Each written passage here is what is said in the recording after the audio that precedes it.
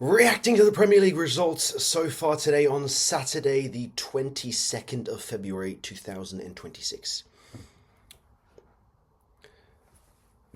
Premier League results reaction, first part of the games on Saturday. Leeds 1, Aston Villa 1.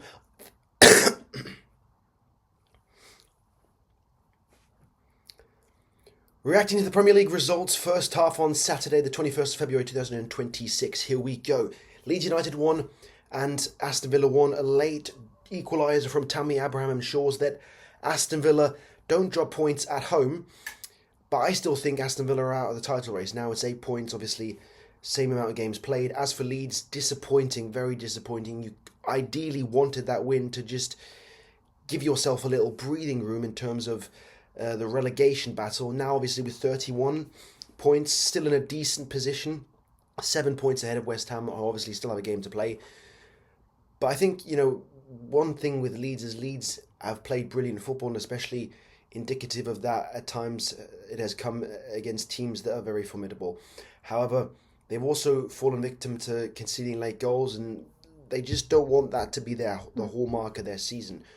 So I think for them, they just need to kind of regroup, understand that they're too good to go down, which they've displayed on numerous occasions, and I don't think they will go down. However, one thing that must be said is that I believe we're in a very unique position in the sense that in this Premier League season, there's been a lot of disparity between good and bad teams, and the disparity is evident.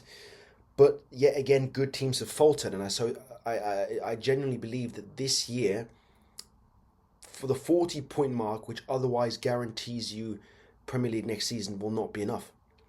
So it's going to be Wolves and Burnley, the two teams that are, in all likelihood, down already. And then who else? Will it be Tottenham? Will it be Nottingham Forest? Will it be West Ham? Will it be Leeds? Leeds have the easiest run of games, last 5 or 6. They need 3 wins to secure 40 points.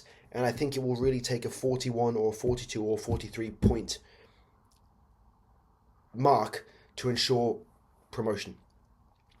Anyway, next game, Chelsea against Burnley. Shocker for Chelsea. They were on the front foot, played well. Obviously, Burnley crept in the more the game went on. Disappointing because I captained João Pedro. He obviously scored. So I do get points, but Chelsea will feel that they have lost points once again, and it's a disappointing result following the 2-2 against Leeds 2 weeks ago, where they were also clearly the better team and should have won, just like they should have won today. And so, I wrote an article on Liam Rossignol coming in and how he's sort of could be the hope of English managers.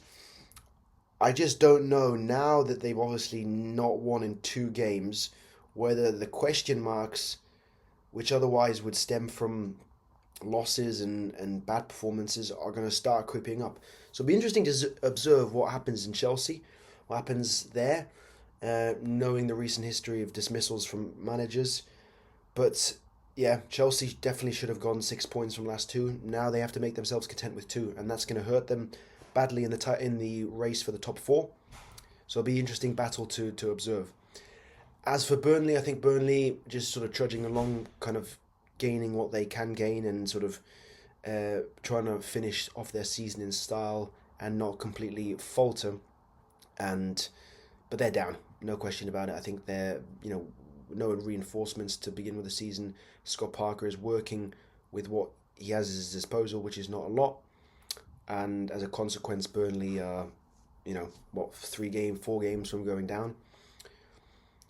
The final game, which was Brentford-Brighton. I'm really happy for Brighton because I think this was their first win in, 7 or 8 games, and that definitely eased the pressure off of Fabian Hürzeler's shoulders because, in my opinion, if Brighton hadn't won, he would have been the next manager where you would have said, will he be the next to be sacked? Because Brighton have underperformed massively. I think they're 13th now with the win that takes them up to 11th.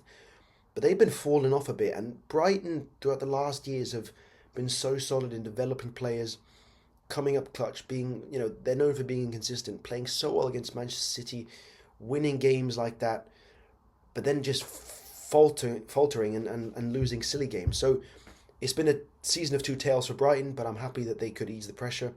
as for Brentford, they've played a spectacular season. Keith Andrews deserves the utmost credit, and it'll be interesting to see how their season unfolds.